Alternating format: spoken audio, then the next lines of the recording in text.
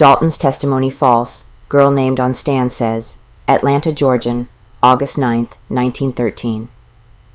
The Georgian today received from Miss Laura Atkinson of Num 30 Ella Street, one of the young women mentioned in C.B. Dalton's testimony, a letter denying absolutely that she had ever walked home with Dalton from the restaurant near the pencil factory, as he swore.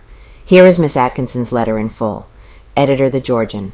Will you please allow me space to correct a statement made by Mr. C.B. Dalton in his testimony at the Frank Trail and published in your paper yesterday?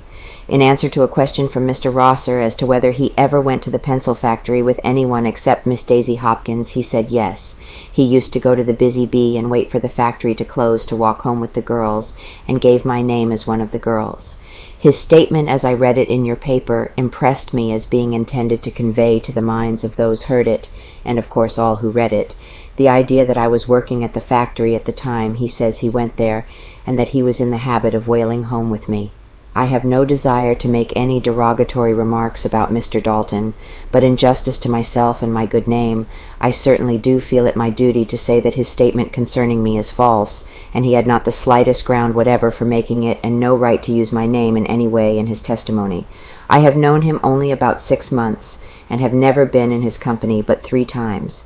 On 2 occasions I was at church with a gentleman friend who was also a friend of his, and he walked with us from the church to my home less than 3 blocks, and one afternoon while out walking I met him, and he walked with me a distance of about 4 blocks. That, and a few conversations over the telephone, probably 3 or 4, marked the extent of my acquaintance with him.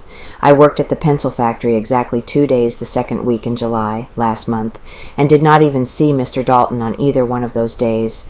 I had never worked there before, nor been there, and have not since. Will you please state these facts in your paper and clear up any false impression that may have been made on people's minds concerning me, and the slur I feel has been cast on my good name by having him make such a false statement where it would be published broadcast over the country? I will appreciate it, and thank you very much if you will correct the statement. Sincerely, Laura Atkinson, No. 30 Ella Street.